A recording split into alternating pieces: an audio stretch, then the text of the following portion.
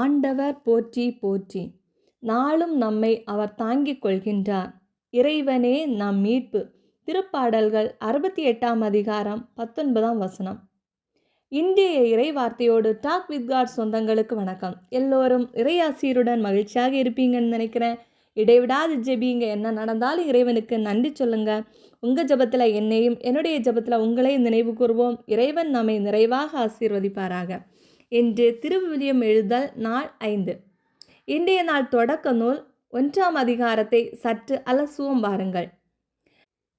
விண்ணுலகும் மண்ணுலகும் 6 நாட்களில் படைத்த கடவுள் 7ஆம் நாளில் ஓய்வெடுத்து தான் படைத்த அனைத்தையும் நோக்குகின்றார்.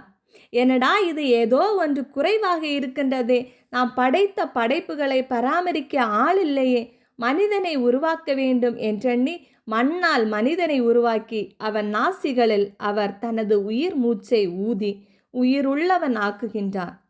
மட்டுமல்லாமல் கிழக்கே இருந்த ஏதேனில் ஒரு தோட்டம் அமைத்து தாம் உருவாக்கிய மனிதனை அங்கே குடியமர்த்துகின்றார்.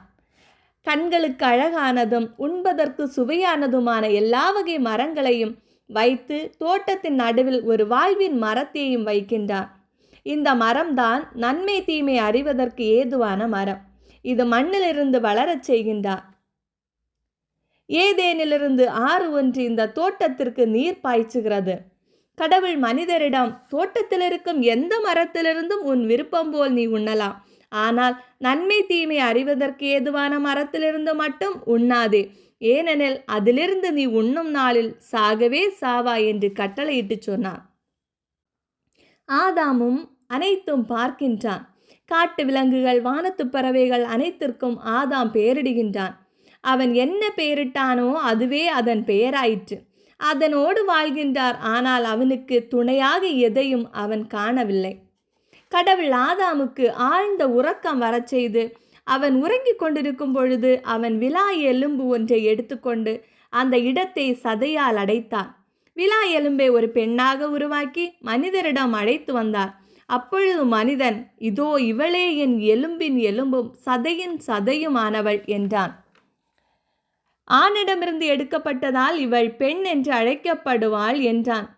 இதனால் கணவன் தன் தாய் தந்தையை விட்டுவிட்டு தன் மனைவியுடன் ஒன்றித்திருப்பான். இருவரும் ஒரே உடலாயிருப்பார்கள். மனிதன் அவன் மனைவி இருவரும் ஆடையின்றி இருந்தனர். ஆனால் அவர்கள் வெட்கப்படவில்லை. இவ்வாறு தொடக்க நூல் 1ஆம் அதிகாரம் நிறைவடைகிறது. ஆதாமும் ஏவாளும் சிறுகதை வடிவில் தொடக்க நூல் 1, 2 அதிகாரங்கள் இணைத்து விரைவில் உங்களுக்கு வழங்க இருக்கிறோம். உங்களுடைய அன்புக்கும் ஆதரவுக்கும் மிக்க மிக்க நன்றி. தொடர்ந்து சப்போர்ட் பண்ணுங்கள். உங்களுக்கு தெரிஞ்ச ஃப்ரெண்ட்ஸ் அண்ட் ஃபேமிலிக்கு ஷேர் பண்ணுங்கள், லைக் பண்ணுங்கள், சப்ஸ்கிரைப் பண்ணுங்கள். இறையோடு உறவாட எங்களோடு இருங்க. மீண்டும் சந்திப்போம். அன்புடன் உங்கள் ஷீபா ஜான்.